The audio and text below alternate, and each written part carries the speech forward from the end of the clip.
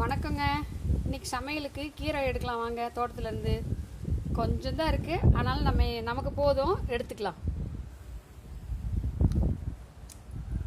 சுக்குட்டி கீரை, மணத்தக்காளி கீரை நிறைய பேர் சொல்கிறாங்க இதுக்கு. ஆனால் இந்த கீரை ரொம்ப வாய் புண்ணுக்கெல்லாம் நல்லது, வயிற்று புண்ணுக்கெல்லாம். விதை போட்டு தாங்க வந்துச்சு, அதுவேலாம் வரல. இதில் வேறு வேறு செடி இருக்குது, அதனால் பார்த்து கட் பண்ணுறேன். இந்த மிளகா செடி ஒன்று இருக்குது, அவரை செடி ஒன்று இருக்குது, அதுக்காக தான் பார்த்து கட் பண்ணுறேன். இந்த கொடி சுற்றிட்டு இருக்குதா பாப்பா? அவரை கொடி சுற்றிட்டு இருக்குது.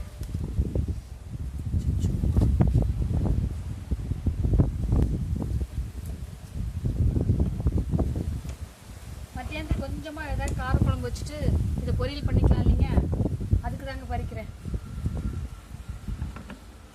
கொஞ்சோண்டு சிவப்பு பொன்னாங்கண்ணி இருக்குது, அதுவும் பொரிச்சுக்கலாம்.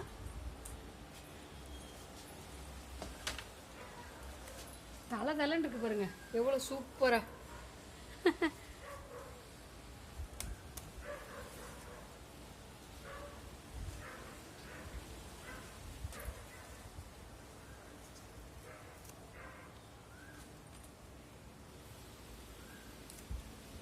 ஒரு நேரத்துக்கு தாராளமாக போதுங்க. க்ளீன் பண்ணி கொஞ்சமாக தேங்காய் போட்டு பொரியல் பண்ணிக்கலாம்.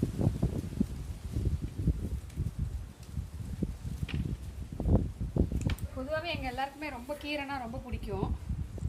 எங்கள் சின்ன பாப்பாவுக்கு வேறு வாய்ப்புண்ணு அடிக்கடி வந்துடும், அதுக்கு தாங்க இந்த கீரை போட்டு வச்சுருக்கோம்.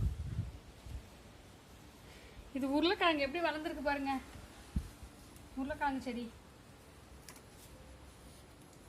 உருளைக்கிழங்கு இது வரைக்கும் நம்ம வீட்டில் எடுத்ததில்லை, ஆனால் இப்போ நட்டு வச்சுருக்கோம்.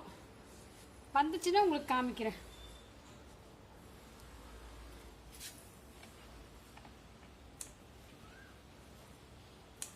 இது கூடவே அந்த பருப்பு கீரை எடுத்துக்கலாம், ஏன்னா பருப்பு கீரை கொஞ்சம் தான் இருக்குது, பத்தாது.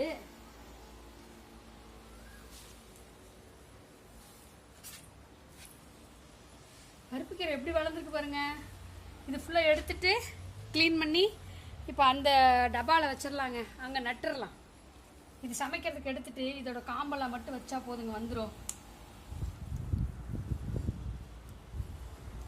இதையும் விடாமல் நான் 6 வருஷமாக வச்சிட்ருக்குறேங்க. இப்படி சமைக்கிறதுக்கு எடுத்துட்டு வேறு வேறு பக்கம் நட்டு வச்சிருவேன். எவ்வளோ கீரை பாருங்க.